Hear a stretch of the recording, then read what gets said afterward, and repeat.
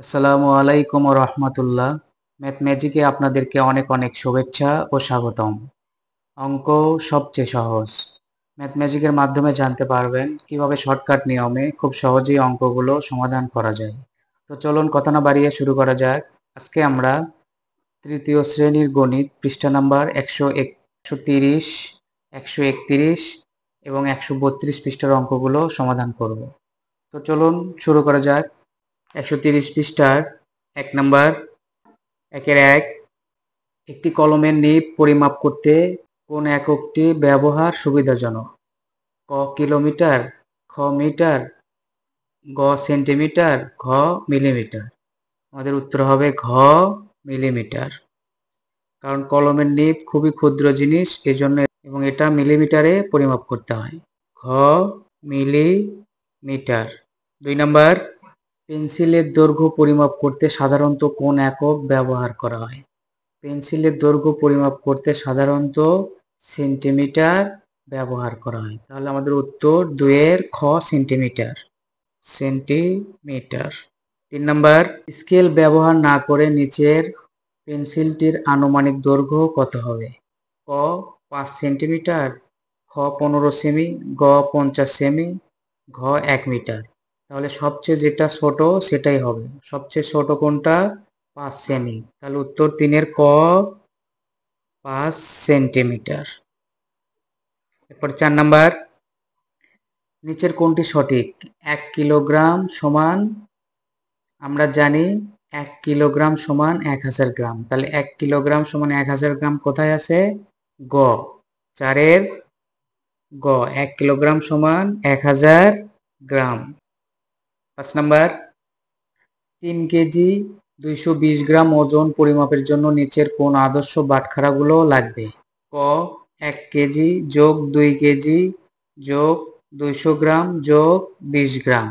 তাহলে 2 আর 1 3 কেজি, 200 যোগ 20 গ্রাম, 220 গ্রাম। তাহলে 3 কেজি 220 গ্রাম। তাহলে আমাদের উত্তর এটাই সঠিক। ক 1 কেজি। 6 নাম্বার, যদি রিমার শ্রেণীকক্ষের দৈর্ঘ্য 20 মিটার হয় তাহলে শ্রেণীকক্ষের এক প্রান্ত থেকে আরেক প্রান্ত পর্যন্ত 25 সেন্টিমিটার দৈর্ঘ্যের একটি স্কেল কতবার রেখে শ্রেণীকক্ষের দৈর্ঘ্য পরিমাপ করা যাবে? শ্রেণীকক্ষের দৈর্ঘ্য দেওয়া আছে 20 মিটার, এটা আমাদের সেন্টিমিটারে নিতে হবে। আমরা এখানে একটু রাফ করে দেখব। 20 মিটার গুণন 100 সেন্টিমিটার। তাহলে আমাদের এটা কি হলো? 20 গুণন 100 সমান 2000 সেন্টিমিটার। এখন 2000 সেন্টিমিটার ভাগ 25 সেন্টিমিটার। তাহলে 25 দিয়ে 2000-কে ভাগ করলে আমরা পাবো 80 সেন্টিমিটার। এটা আমরা এখানে ভাগ করে দেখি যে আমরা 80 পাই কিনা।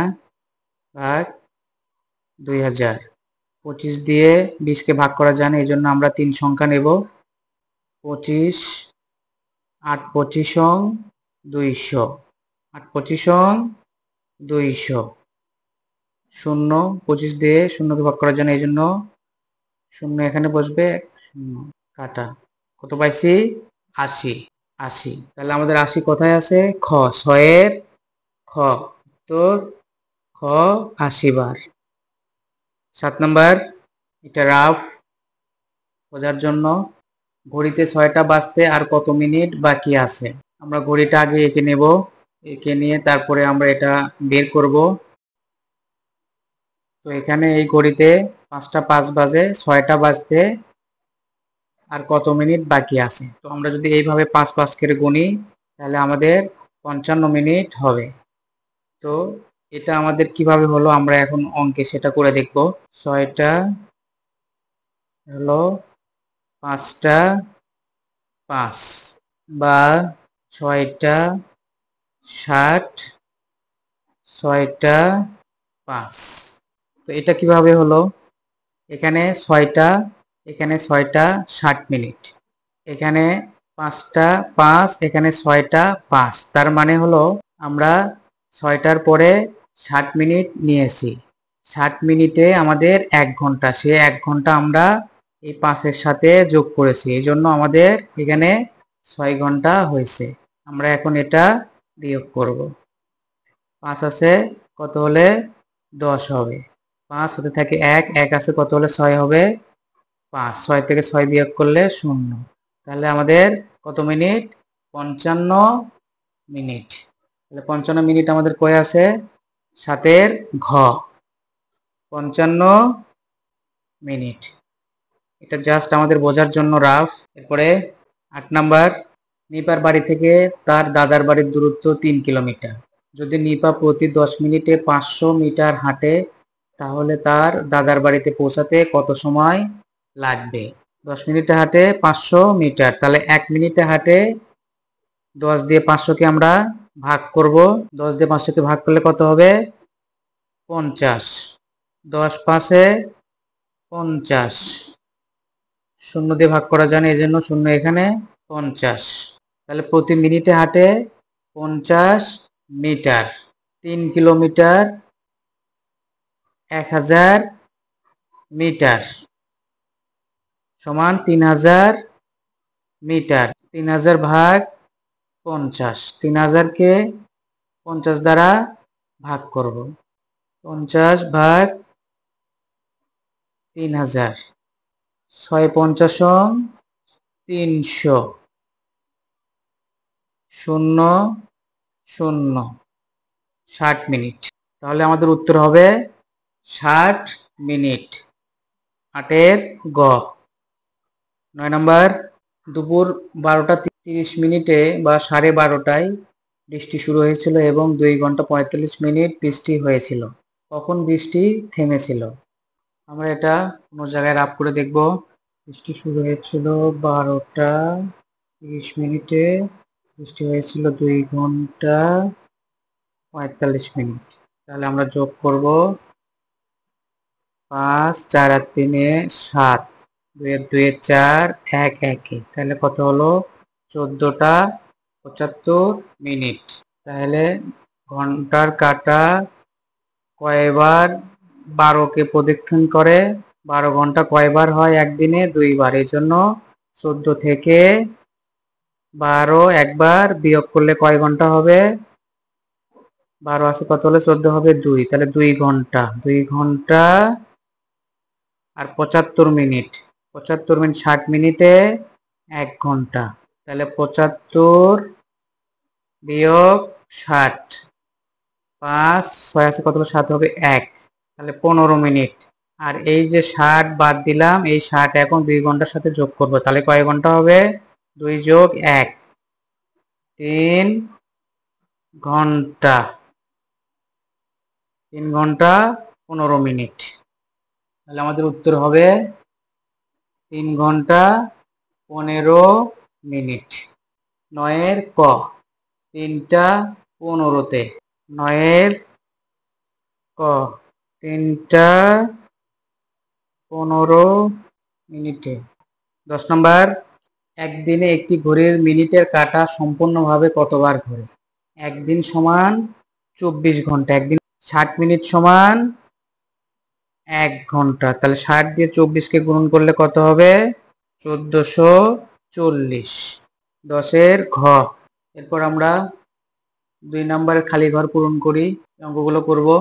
2 নম্বর, 1 4 সেন্টিমিটার সমান মিলিমিটার।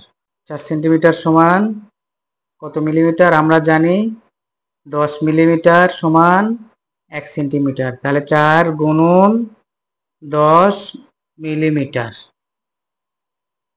বা সমান 4 10-এ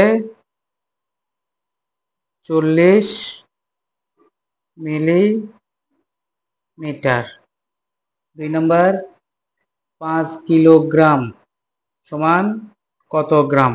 আমরা জানি 1 কিলোগ্রাম সমান 1000 গ্রাম। 1000 গুণন 5 গ্রাম বা 3 নম্বর, 9000 গ্রাম সমান কত কিলোগ্রাম? আমরা জানি 1000 গ্রাম সমান 1 কিলোগ্রাম, তাহলে 9000 গ্রাম সমান 9 কিলোগ্রাম। 4 নম্বর, 300 সেন্টিমিটার মিটার। আমরা জানি 100 সেন্টিমিটার সমান 1 মিটার, তাহলে 300 সেন্টিমিটার সমান 3 মিটার। 3 নাম্বার 3 এর 1 2 কিলোমিটার। 3 নম্বরে মিটারে প্রকাশ করি। 1 নাম্বার 2 কিলোমিটার সমান 2 গুণন 1000 মিটার সমান 2000 মিটার, কারণ 1000 মিটার সমান 1 কিলোমিটার।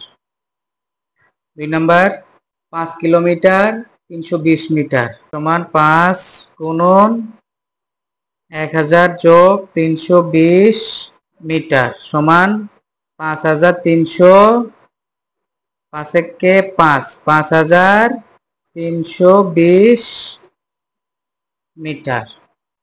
এরপর 3 নাম্বার 7 কিলোমিটার 7 গুণন 1000 মিটার সমান 7000 metre. 4 number 7 kilometre 570 metre metre সমান 7 গুণন 1000 যোগ 570 মিটার সমান 7570 মিটার। এরপরে 4 নাম্বার 4 এর 1 4 নম্বরে মিলিমিটারে প্রকাশ করি। 1 নাম্বার 3 মিটার 10 সেন্টিমিটার সমান 3 গুণন 100 গুণন 10 যোগ 10 সেন্টিমিটার 10 গুণন 10। 3 গুণন 100 100 সেন্টিমিটারে 1 মিটার আর 10 মিলিমিটারে 1 সেন্টিমিটার। 10 সেন্টিমিটার 10 মিলিমিটারে 1 সেন্টিমিটার, তাহলে 10 সেন্টিমিটার গুণন 10। তাহলে এটা আমরা এখন যোগ করে দিব। 3 0 0 3000 যোগ 100 মিলিমিটার সমান 3100 মিলিমিটার। 2 নাম্বার 11 মিটার 11 মিটার সমান 11 গুণন 100 সেন্টিমিটারে 1 মিটার গুণন 10 মিলিমিটারে 1 সেন্টিমিটার। তাহলে 11 কে 11 11 কে 11 11 আর 0 হলো হচ্ছে 3টা, 1টা 2টা 3টা। একক দশক শতক হাজার অযুত 11000 মিলিমিটার। এরপরে 3 number 4 metre 23 centimetre 3 millimetre metre সমান 4 গুণন 100 গুণন 10 মিলিমিটার যোগ 23 গুণন 10 যোগ 3 মিলিমিটার সমান 4000 যোগ 23 10কে 230 যোগ 3 সমান 4233 মিলিমিটার। এরপরে 5 নাম্বার 1 ব্যাগ আলুর ওজন 3 কেজি 200 গ্রাম। এটি ওজন করতে কমপক্ষে কি কি বাটখারা লাগতে পারে? 1 কিলো এখানে 1 গ্রাম কিলোগ্রাম গুণন গুণন 3 হবে। 1 সমান এখানে 1 কিলোগ্রাম গুণন 3 হবে সমান 3 কিলোগ্রাম হবে। 1 কিলোগ্রাম 1 কিলোগ্রাম একটি সমান 1 কিলোগ্রাম। 200 গ্রাম গুণন 1টি সমান 200 গ্রাম। তাহলে 1 কিলোগ্রামের একটি 200 গ্রামের একটি। 7 নাম্বার 13 মিনিট কত সেকেন্ডের সমান? আমরা জানি 1 মিনিট সমান 60 সেকেন্ড, অতএব 13 মিনিট সমান 60 গুণন 13 সেকেন্ড সমান, আমরা আলাদা জায়গায় গুণন করে দেখব। 0 3 6 18 0 6 কে 6 0 8 7 780 সমান 780 সেকেন্ড।